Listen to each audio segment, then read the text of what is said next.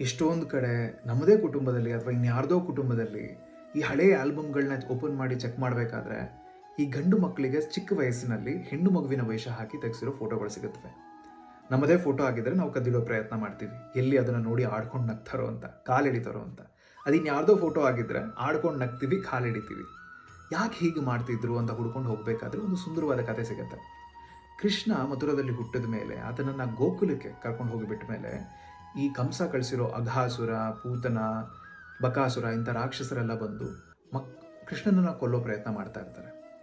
ಅವರು ಗಂಡು ಮಕ್ಕಳ ಮೇಲೇ ದಾಳಿ ಮಾಡ್ತಾ ಇರೋದು ಯಶೋದೆಗೆ ಅರ್ಥ ಆಗುತ್ತೆ. ಆದ್ದರಿಂದ ಆ ದುಷ್ಟ ಶಕ್ತಿಗಳಿಂದ, ಆ ದುಷ್ಟರ ದೃಷ್ಟಿಯಿಂದ ಕೃಷ್ಣನ ಕಾಪಾಡಬೇಕು ಅಂತ ಅವನಿಗೆ ಹೆಣ್ಣು ಮಗುವಿನ ವೇಷ ಹಾಕಿ ಮಲಗಿಸೋಕೆ ಇಡೋಕೆ ಶುರು ಮಾಡ್ತಾಳೆ. ಅವಾಗ ದುಷ್ಟಶಕ್ತಿಗಳು ಬಂದರೂ ಇಲ್ಲಿರೋದು ಗಂಡು ಮಗು ಅಲ್ಲ ಹೆಣ್ಣು ಮಗು ಅಂದ್ಕೊಂಡು ಹೊರಟೋಗ್ತಾರೆ ಅನ್ನೋ ನಂಬಿಕೆ ಮೇಲೆ ಅದನ್ನು ಮಾಡೋಕೆ ಶುರು ಮಾಡ್ತಾಳೆ. ಅದೇ ಹಾಗೆ ಕಂಟಿನ್ಯೂ ಹಾಕ್ಕೊಂಡು ಬಂದಿದೆ ಅಂತ ಒಂದು ಕಡೆ ಹೇಳ್ತಾರೆ. ಆದ್ದರಿಂದ ಯಾವ ತಾಯಿ ತನ್ನ ಗಂಡು ಮಗುವಿಗೆ ಚಿಕ್ಕ ವಯಸ್ಸಿನಲ್ಲಿ ಹೆಣ್ಣಿನ ವೇಷ ಹಾಕ್ತಾಳೋ ಆ ತಾಯಿ ಯಶೋದೆಯ ಸ್ವರೂಪ, ವೇಷ ಹಾಕಿಸ್ಕೊಳ್ಳೋ ಮಗು ಕೃಷ್ಣನ ಸ್ವರೂಪ ಅಂತ ಬರುತ್ತೆ. ಇದು ಹೆಣ್ಣು ಮಗುವಿನ ವೇಷ ಗಂಡು ಮಕ್ಕಳಿಗೆ ಹಾಕೋದ್ರ ಹಿಂದೆ ಇರೋ ಕತೆ.